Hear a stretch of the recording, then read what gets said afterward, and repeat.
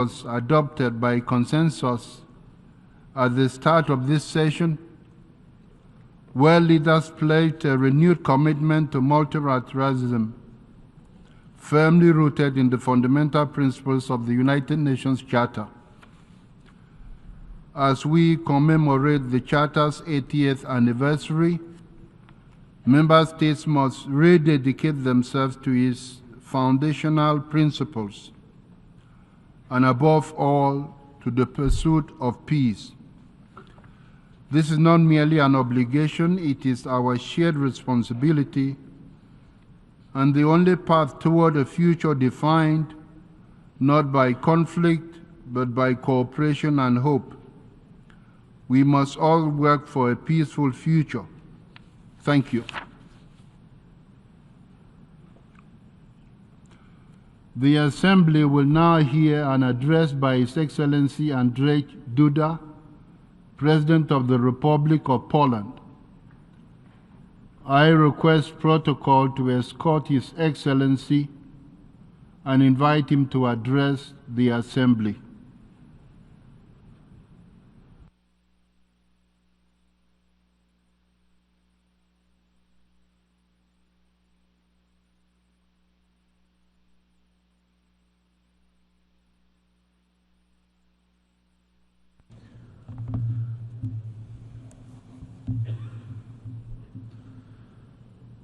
Distinguished Mr. President, Excellencies, ladies and gentlemen,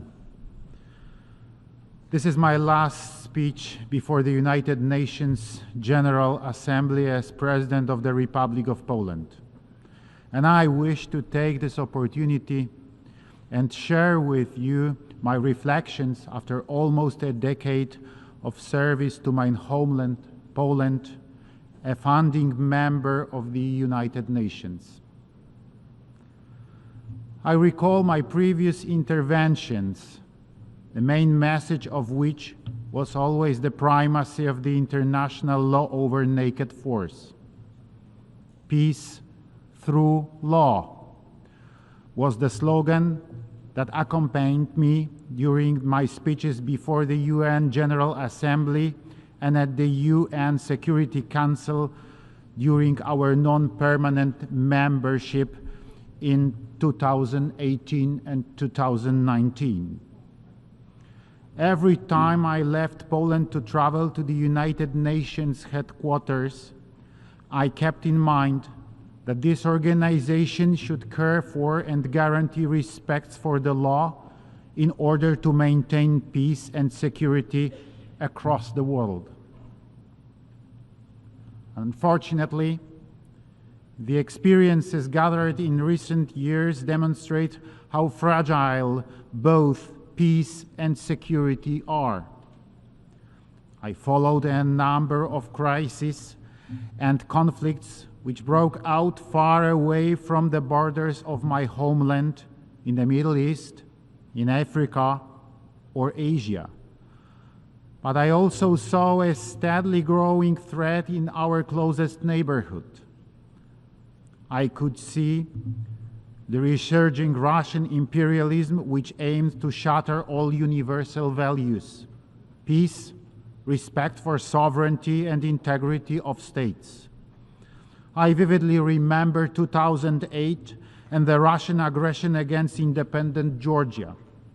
I also recall the message of the late President Lech Kaczynski from that time, who, when Russian tanks were heading for Tbilisi, sat in front of the Georgian parliament. Today Georgia, tomorrow Ukraine, and the day after tomorrow the Baltic states, and later maybe it will be time for my country, Poland. Where those prophetic words came true in the following years, and when I was elected President of the Republic of Poland in 2015, I knew that the attack on Ukraine, which had been carried out by Russia since 2014, marked just the beginning of an effort to violently destroy the international order based on international law. And it was precisely the concern for maintaining the primacy of law, the concern for keeping security and peace that accompanied me during almost a decade of my presidency. Ladies and gentlemen, regrettably, my assessments and predictions, especially the ones on the imperial policy of the Russian Federation and the security situation in Europe, materialized. Today, I look back with satisfaction, but also with relief, on all the initiatives to strengthen the security of Poland and Europe. If it was not for them, the Kremlin could have conquered Kyiv long ago and get ready to further expansion towards Warsaw, Vilnius, Riga, or Tallinn. And this is exactly why, since I came into office, the main priority of my policy has been to boost the security of Poland and Europe thanks to closer cooperation, both bilateral one with our key allies, as well as multilateral one as part of regional collective security systems and broader, the international system created by the United Nations. Ladies and gentlemen, when speaking about security and international cooperation, I'm referring in particular to closer relations with the United States, our partners in the North Atlantic Alliance, and the European Union, as well as with the willing and like-minded member countries of the United Nations. Poland's strategic relations with the USA, especially the military ones, have a long history symbolized by the statue of Tadeusz Kościuszko at the U.S. Military Academy West Point. And it is in the spirit of these long-standing friendly relations that I have been trying to build an ever stronger alliance with our friends from across the Atlantic. We have achieved a lot over the years, and many memories come flooding back with the inauguration of the American Aegis Ashore missile base in Redzikowo at the end of last year, an important symbol, but also another element of the American security umbrella over Europe. Also, recent talks with Donald Trump, who was re-elected as US President, offered an opportunity to summarize a decade of efforts to bolster the Polish-American alliance. Ladies and gentlemen, right from the beginning of my presidency, I wanted Poland to be perceived not only as a recipient, but also as a provider of security.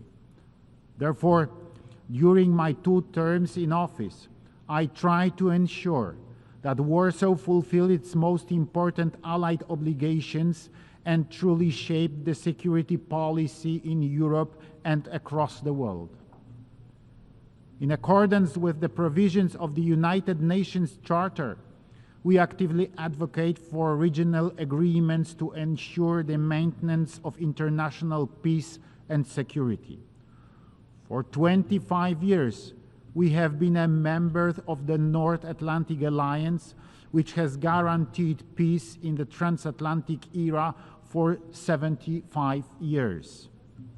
At the same time, we are active in the international collective security system in the UN, where we are committed to the peaceful resolution of disputes.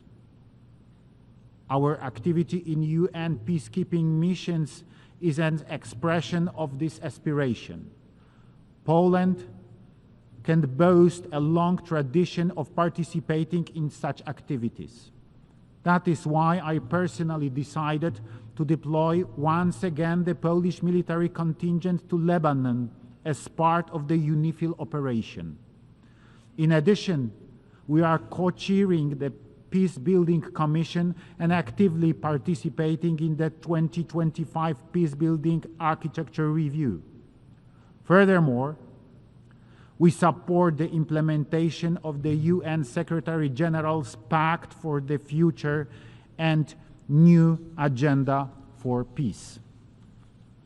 Ladies and gentlemen, Central and Eastern Europe is well aware of the threat to sovereignty posed by the imperial policy of the Russian Federation.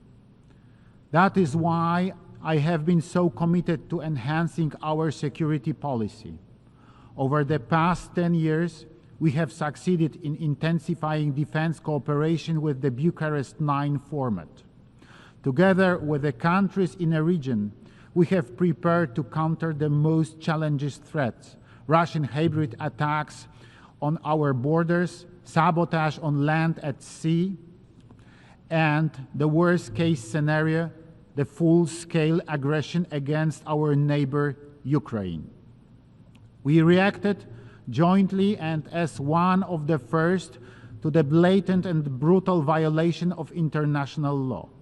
From the first day of the war, we have been clear about who is the victim and who is the aggressor, and we have continuously supported Ukraine, which is defending itself against Russia's neo-colonial ambitions. Led by concern for security and the urgently needed development of our region, I initiated in 2015, along with the then President of Croatia, Kolinda Grabar-Kitarović, the 3Cs initiative, the goal of which is to improve the connectivity among 13 countries of Central and Eastern Europe. A decade has passed since the launch of the 3Cs initiative, and I can see that we have achieved a great deal in terms of modernization of infrastructure connections between the north and south of Eastern Europe. Currently, the 3Cs initiative is one of the fastest growing regions in the world, with a projected GDP growth of 35% by 2030. It is a gigantic market inhabited by 120 million citizens ready to cooperate and do business together. I know that others also take note of this because every year the interest in cooperation with the initiative increases, as exemplified by the strategic partnerships with the USA and Japan, which recognize the investment potential in our part of Europe. The 10th 3Cs Initiative Summit is approaching. It will take place on April the 28th and 29th in Warsaw. Let me use this opportunity and encourage everyone interested in cooperation to invest in our region and participate in a summit. Ladies and gentlemen, I'm aware that I represent a state that has a huge advantage in relations with many other countries. What I'm alluding to is the fact that Poland has never imposed its views on anyone. What we did was taking care of and supporting respect for fundamental rights, the rights enshrined in the Charter of the United Nations. We know perfectly well what it means to fight against a colonizer. Poland has never been a colonial state, and we are proud of that. This has allowed us to build lasting and friendly relationships which I have tried to deepen by traveling and talking to leaders from the Arab world, Africa, and Asia. During my visits, I strive to understand the perspective and political conditions of regions distant from Europe and to present our position always based on mutual respect and partnership. Ladies and gentlemen, at a time when regional security formats do not always allow us to provide international stability, let us recall the reason why the United Nations organization was established. Let us remind ourselves why we have worked together to develop international law in order to best guarantee peace and protect the sovereignty and integrity of states. Why is this law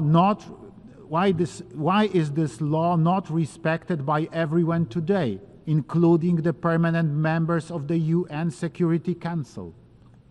I can find one answer: insufficient power to safeguard international law and the principles of the United Nations Charter. Ladies and gentlemen, I'm standing before you as the representative of Poland, a country with over 1,000 years of history, painfully tested by this very history. Our experience includes the construction of a powerful state, one of the strongest in the 17th century's Europe, as well as the bitter experience of gradual partitions carried out by our neighbors, which ended in the loss of independence, followed by a constant independence struggle which lasted for more than 123 years and cost hundreds of thousands of lives until we finally regained it in 1918. Our independence lasted just 20 years, and it was destroyed by two totalitarian regimes of the 20th century, Russian communism and German Nazism. I'm invoking the history of Poland because I know that when it comes to the experience of fighting for independence, the sacrifice made in this struggle, the enormous material losses, I'm talking about an experience that is universal. Wars are part of human history, but peace and the consistent striving to build lasting foundations for its preservation are also part of it. The last 30 years of Poland's history, since we successfully broke free from Russia's sphere of influence and were able to decide on our own economic policy, security, and alliances, has been a period of unprecedented economic development, improvement in the standard of living of citizens, social services, and development opportunities. From a backward, poor country with high unemployment rate, we transformed into a highly developed state, creating thousands of jobs in modern sectors of the economy. Today, we are the 21st largest economy in the world, and our ambition is to join the G20.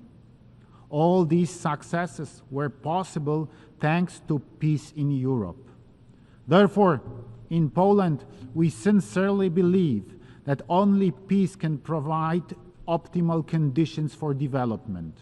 And that is why all imperial ideologies that see conquest as a tool to improve the lives of their own citizens and strengthen the international position of the states are alien to us.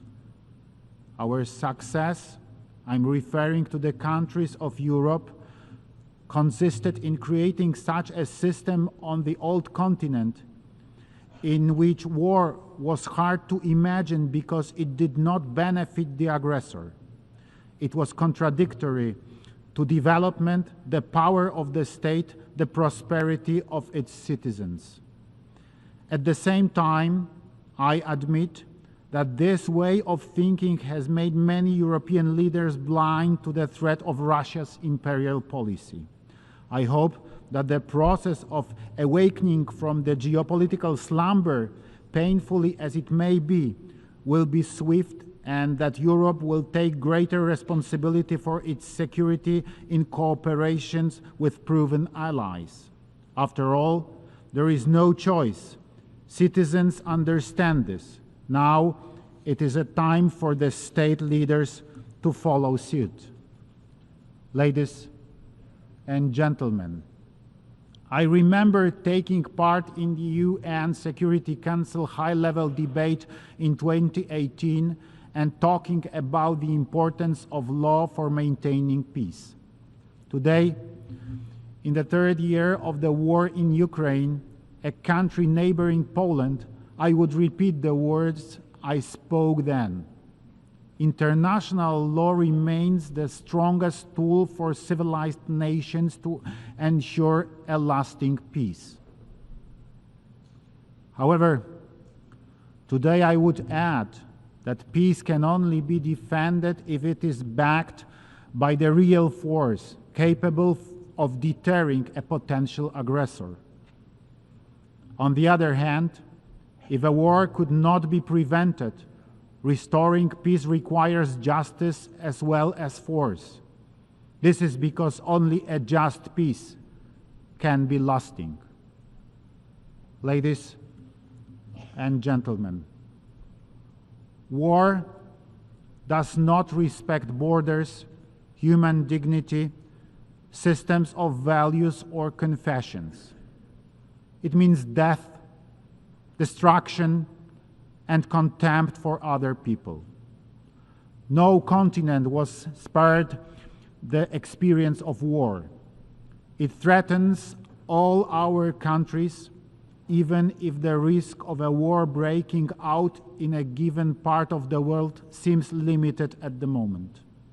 Therefore, a wise and forward-looking policy requires support for actions fostering peace and not supporting the aggressor.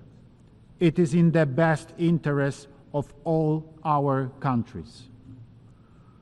For the last few decades, Poland has pursued a foreign policy in which peaceful and partnership-based cooperation was the goal and not just a means to achieve political or economic benefits. Rest assured that Poland will not go off this course. Poland will continue all initiatives aimed at strengthening a just peace in the world. Thank you.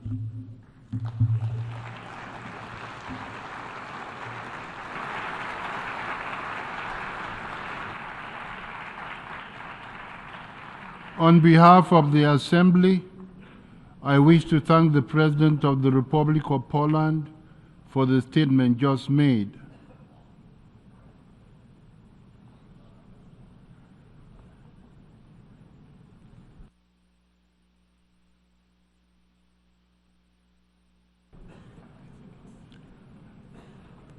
I now give the floor to the representative of the Russian Federation on a point of order. Thank you, Mr. President. I have had to take the floor under a point of order because we just heard from the rostrum of the GA anti-Russian thinking from a head of state whom the General Assembly deemed to give the floor to, it not being on the agenda.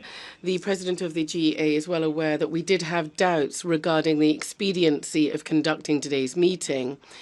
As we have seen, our intuition did not fail us, and the President of Poland spent a lot of time in his speech on debasing our country and on focusing on dividing lines in the UN and not unifying lines. We believe that this is not only a lack of respect to you, but to all member states of the UN who are gathered here today. Colleagues, despite the fact that the Security Council of the UN on the 24th of February adopted a resolution calling for an urgent peace between Russia and Ukraine, one of the leaders of Poland talked about the logic of military focused providing support to Ukraine. So all of the blame is being pinned on Russia in what he said, because apart from poisoning Russia in the eyes of its neighbors and on having an anti-Russian stance is the only thing that Poland has been focusing on for the past 20 years. For more than 3 years, sir, I worked in Poland, and I was always struck by how ordinary Poles were very friendly towards Russians. And there seems to therefore just be this terrible Russophobia amongst the Polish elite alone.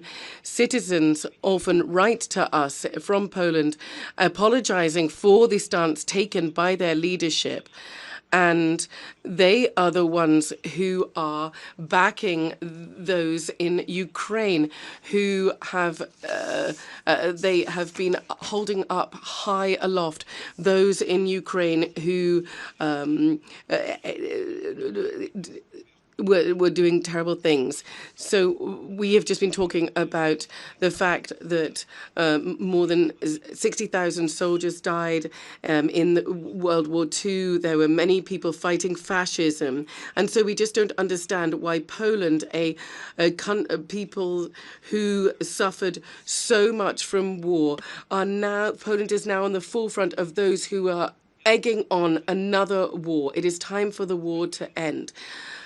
Mr. President, in conclusion, I'd like to remind you of a proverb that is the same in Russian and Poland. So it is, I would like to say that, and the speaker speaks in Polish. So please reject this anti-Russian narrative and let us stand for a unifying stance rather than a dividing one.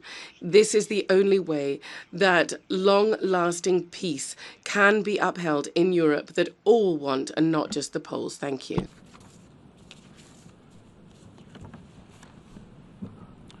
I thank the representative of the Russian Federation.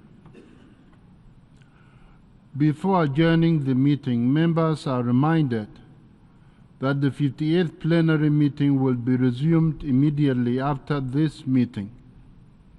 The meeting is adjourned.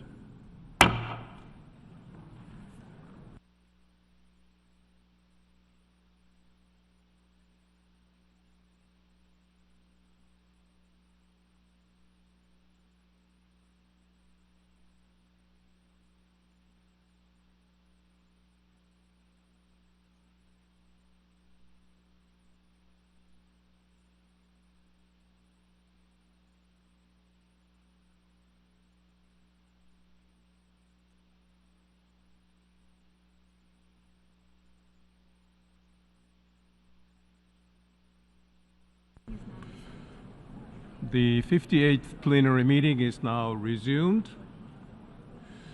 Before giving the floor for explanations of vote after the vote, may I remind delegations that explanations of vote are limited to 10 minutes and should be made by delegations from their seats.